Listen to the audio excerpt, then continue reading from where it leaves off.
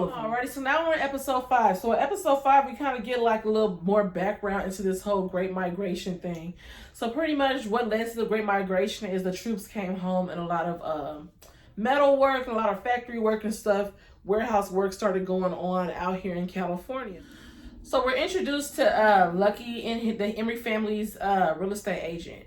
So she's in a meeting. They're in a meeting talking about the benefits of having black people move into the neighborhoods. So they pretty much revealed that they're charging black people an interest rate of 20%, 25%, whereas they're charging 5 and 6% to other families. So that's one way they're making money there. They pretty much perceive us as not being able to ever give up from under these loans. So we're pretty much a money pit to them.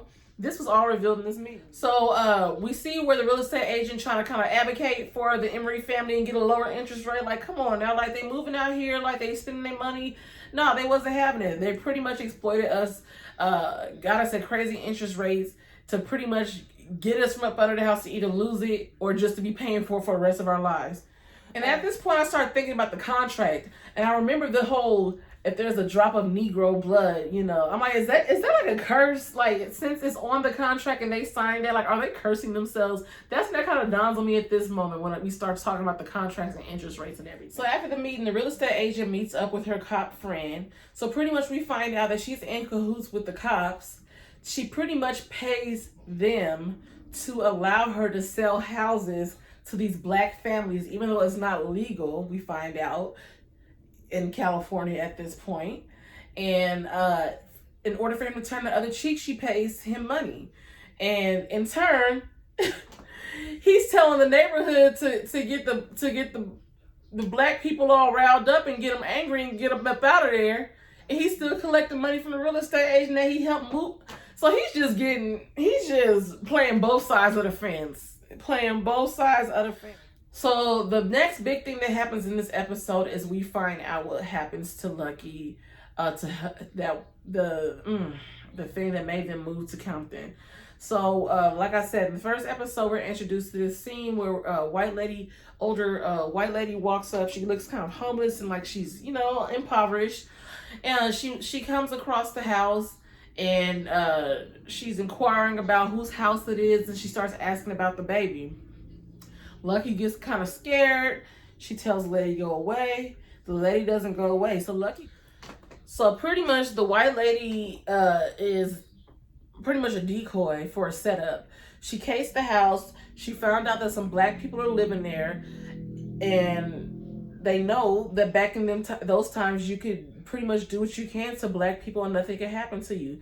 And whether that's help yourself to their property, to their women, to their children, there was nothing you could do about it. So this woman decided to case the place, and she had her fat ass, frumpy, dumpy ass sons come up and help take advantage of this woman. When I say take advantage of this woman, you can only imagine, you know, sexually take advantage, they violently beat her, and sadly this was a regular occurrence back in those times. And her husband was away, but there were instances back then, if your husband was there in the room with you, there was nothing you could do. Like, what can you do? And like, white people were just entitled to your stuff, and there was nothing you could do about it.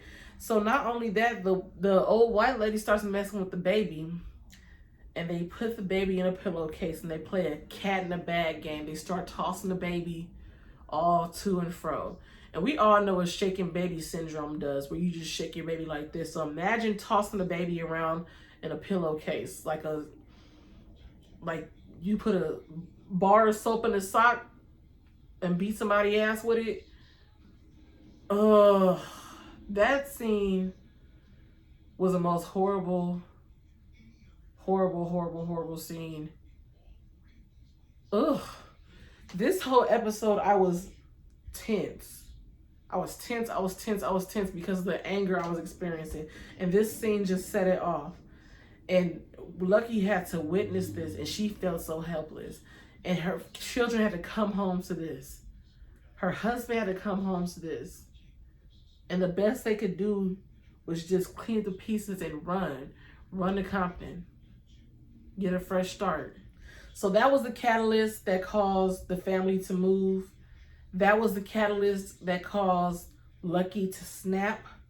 The losing a child in that manner, having what happened happen to her. But they had the baby's funeral and she's just going through all this agony from missing her child. And people are just trying to give her words of encouragement, like the Lord knows what he's doing, like God knows what's best. And she literally slapped the dog shit out of a lady for saying that, like, God made that decision to take her baby from her. And she, you know, pretty much at that point lost her faith in God, I feel like, a little bit at that point. Because it's like, our stories are written, everything does have a purpose, but how do you explain something like that happening to you and your children? Like what purpose does that serve? Her daughters Ruby and Gracie, you know, always saying like, oh, we don't want to be like mama. We will never be like mama. We don't want to be crazy like mama. Not even knowing what the heck she went through. Like, she went through that and she's still standing. Like, y'all should really feel like shit.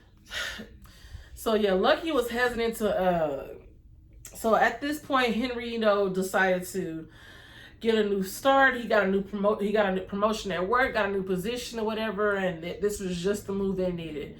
But Lucky did not want to leave. She did not want to leave her baby. She felt like she was leaving her son behind.